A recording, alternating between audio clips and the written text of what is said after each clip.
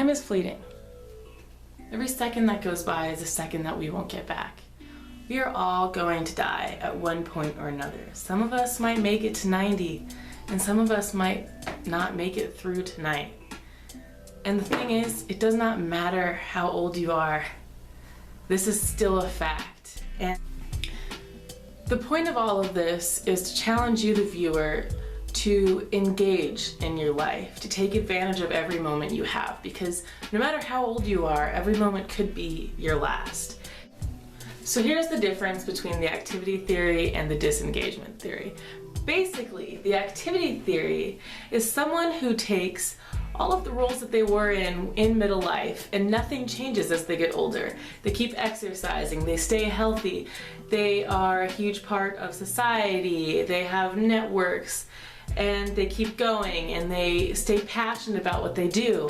Whereas disengagement theory represents someone who has had the realization that they were going to pass away, and this normally tends to happen in the oldest old. And they completely disengage from everything around them. They start holding back, they start pushing people away, and society completely accepts this idea. But the funny thing is, those in the activity theory could be going through the same thing, but they just handle it a lot differently. What we're really talking about is living passionately. When people get older, if they stay passionate in their lives and they stay engaged, they live happy, fruitful lives all the way up through, their senior life, their 80s, 90s. They can still live happy, healthy lives. But what ends up happening with people when they get older, some people, if they don't feel well, they kind of recluse and they stay to themselves, and they get kind of crotchety and mean and angry, and they isolate, and they literally kind of wither. It's interesting to see the similarities between the activity theory in the oldest old and young adults, because even if the reasons are different, the same processes occur. Important factor in the activity theory. For older people, it's because they need the health to be a part of the community, whereas younger people, health plays a different role, because health a lot of times has to do with our self-esteem. And if we're unhealthy, then we probably have less self-confidence, and that shows, and it's harder to connect with the people around us. Basically, I was just a huge fatty, and I ate everything I saw. I was basically on a seafood diet. He still does that. Huh. Pretty much. I just go running and stuff now to where I'm not a complete fatty. It does make me feel better about myself. I feel more confident, I think, because I'm not Oompa Loompa, basically. I'd say when I have enough sleep, I actually get stuff done. I actually am able to focus in school and focus on whatever else comes at me. But when I have very little sleep or no sleep, I usually tend to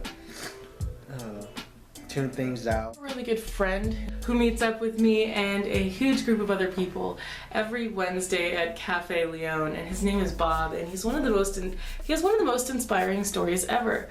Bob is a former English professor, and he taught English for a huge portion of his life. He's in the stage of being his oldest old, and he had a stroke a couple years ago. This stroke left Bob to where he could not speak, he could not write, he could not walk, he couldn't do anything. He had to relearn everything, and that left him in his ultimate breaking point.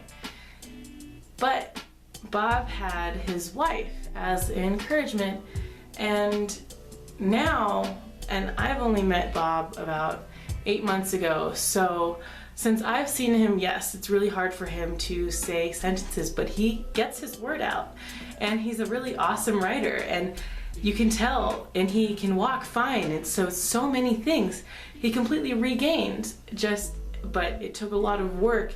He does Tai Chi, he loves music, and he listens to it all the time, he writes all the time, he practices this stuff all the time, he comes and hangs out with us, and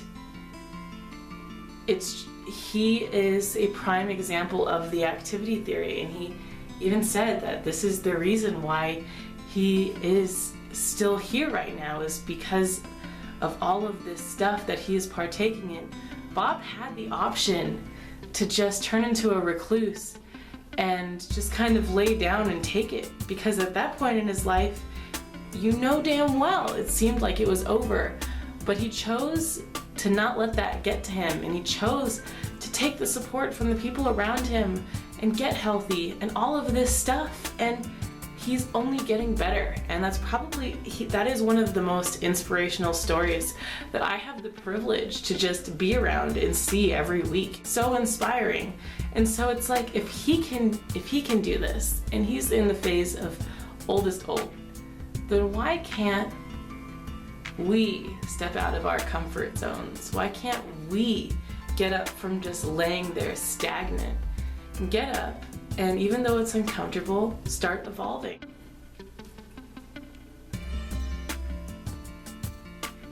When Peter failed, he didn't isolate himself from the community of faith, unlike Judas, who did.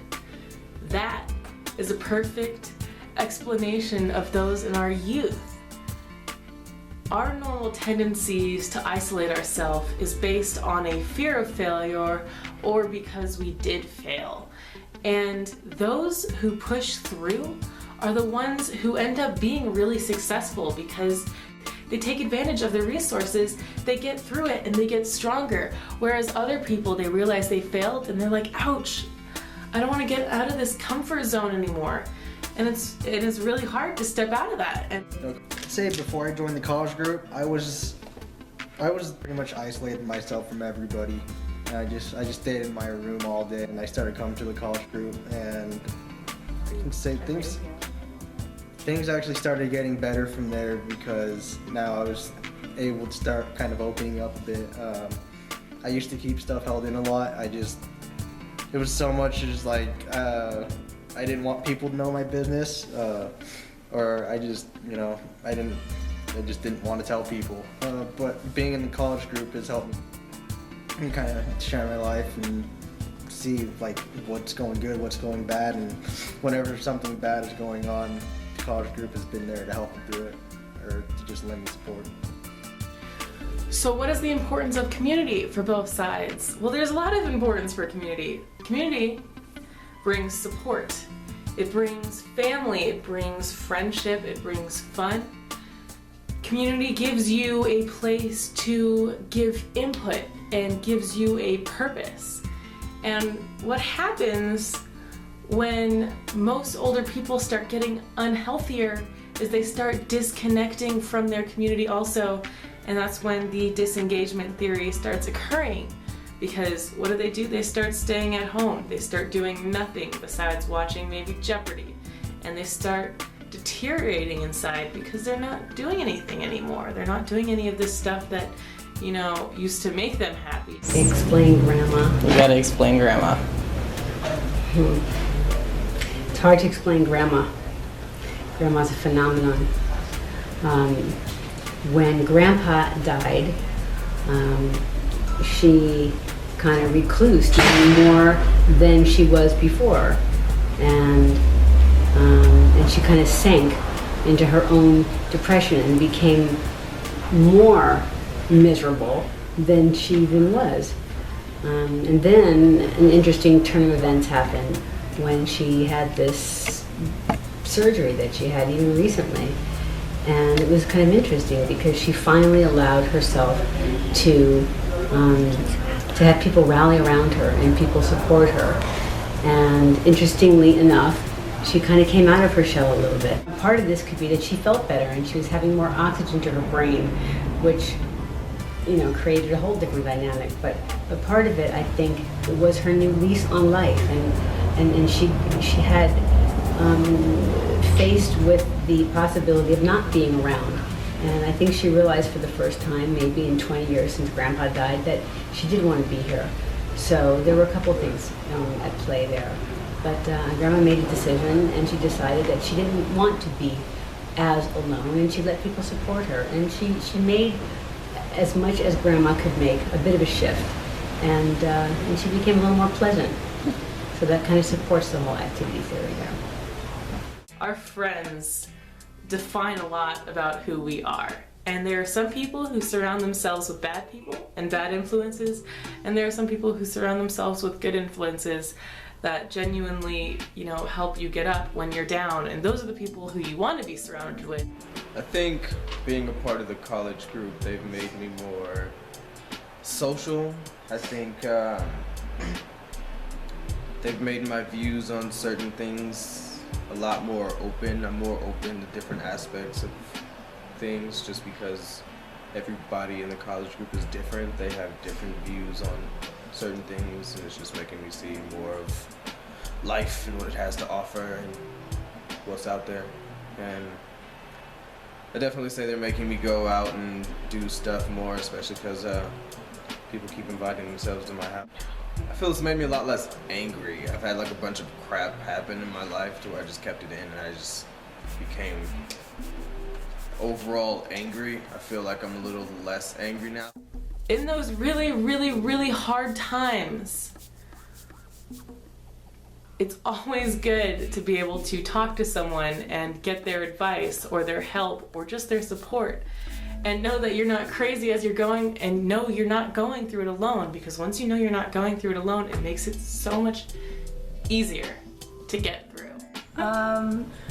My brother's definitely my best friend in the whole world. We ride or die together. I don't know, we've just always been like that. Us against our parents, us against school, us against the world. All day. And how could you even imagine it without him there?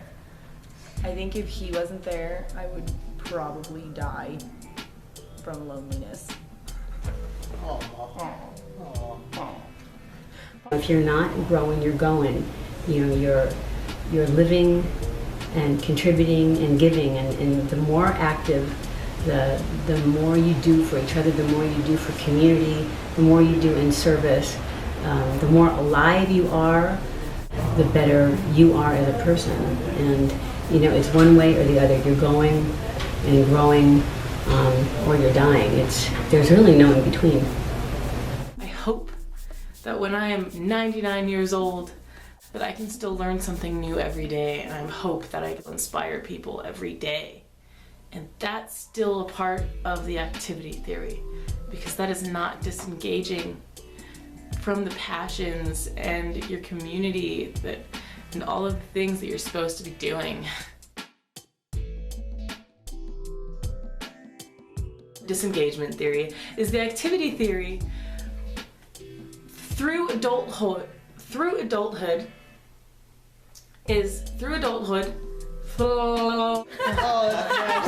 that's so nasty. That's funny. I want to accomplish something. I just don't know what. Ice cream store. All right, thank you. I'll see you soon. All right, bye. I don't know if she's still on the phone. You're not actually in it yet, no? No. What are we doing? No. Edit that out. Big like black font. Get an A for just the bloopers. 2013 in your area. Oh, Wow. All right. that got out of hand. That escalated very quickly. Okay. So very quickly. So when things. Head in. Where is it? What are you doing? What are you doing? All right, it's Jordan's turn. Hit on the camera. He's hitting on the camera. More. Like, say Literally things. hit the camera. Stop hitting on the camera. You're such a bad girl. What's my biggest fear? I'm scared of black people.